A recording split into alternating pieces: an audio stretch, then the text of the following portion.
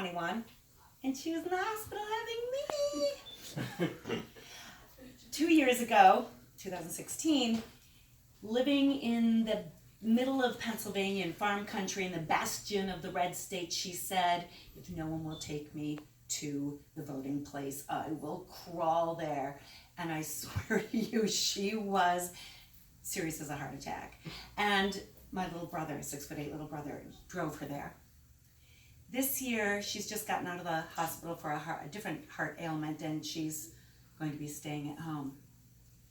I come from this sort of mix of weirdly patriotic people. My mom was raised in Washington, D.C., and my dad's Canadian, my ex-husband's British, my brother married a Korean, but we're all very sort of patriotic. My grandfather especially, he was, mom's apple pie, baseball, and vote, you bet.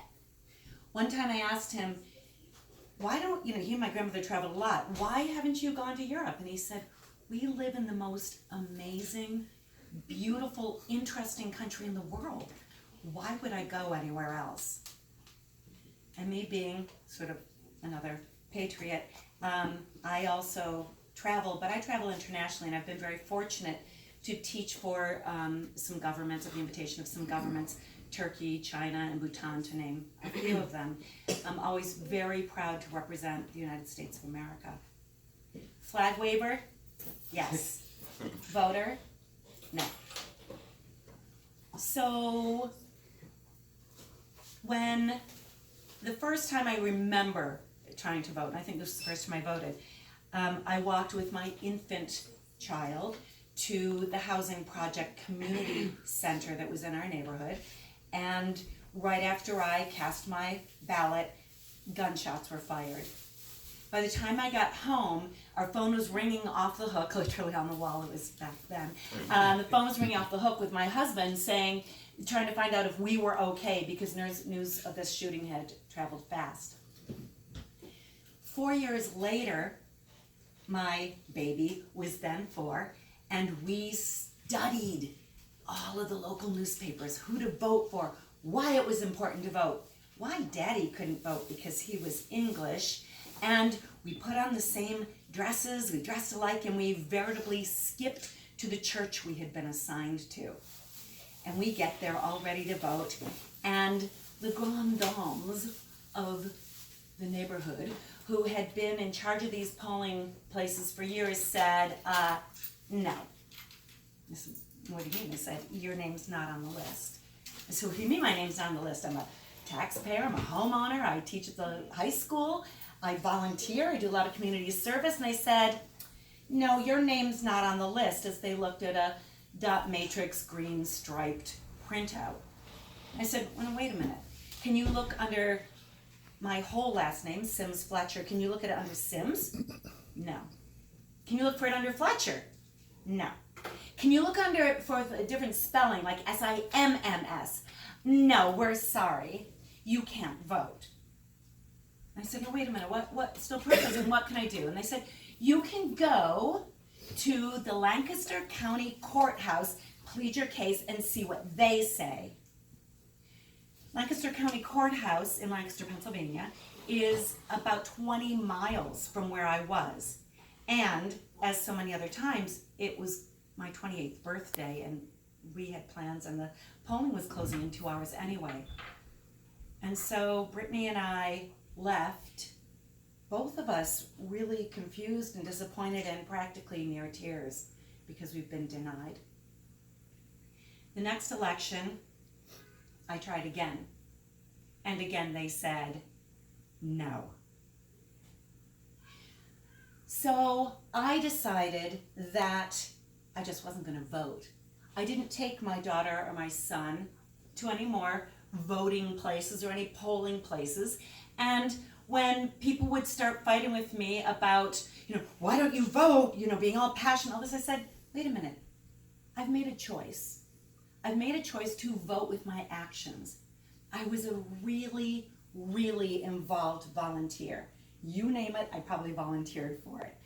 High school foreign exchange, school bake sales, AIDS walks, rides, and dances. I did legalization of tattooing. I even did rock the vote. But I didn't vote. And again, when somebody would get all up in my grill and try and talk me into it, I was like, no, I am a disenfranchised voter. And I feel vindicated because I'm actually voting with my actions. Well, as the years went on, my sturdy stance on not voting started to shake a little bit as my daughter became an art school activist, including pepper spray in Quebec and things like that. And my state school poli-sci son enlisted. So in 2016, I decided I would try again.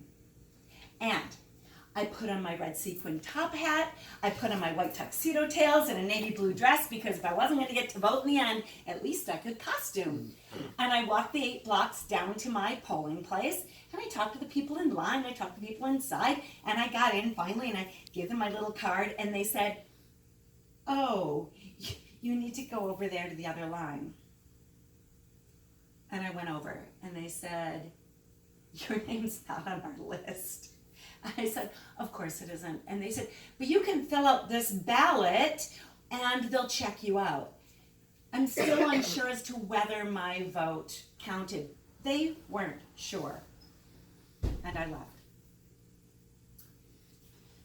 Not long ago, I read on Facebook, some friends of mine from Turkey were talking about how scared they were living in a country that is changing rapidly. Their former prime minister is now the president, and he is taking away some secular rights. This is a country that, even though the women had the right to vote in 1932, only had women's equality in 2004. And that meant up until that time, the father or the husband told you what to do, and you basically had to do it. And they vote because voting's important.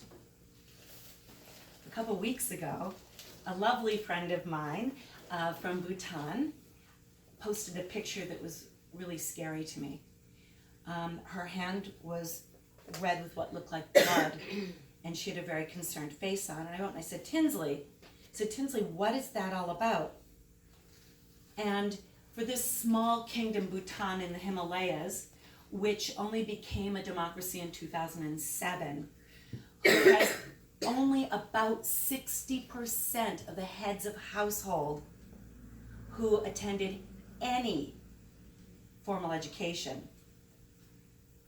This red blood-looking thing on her hand was proof she had voted. And she looked so serious because it is important to her. Last week, an older friend of mine said, you know why I vote? I vote for the people who served, the people who risked everything, and some gave the ultimate sacrifice. And I vote because they did that so that I had rights. And one of those rights is the right to vote. So today,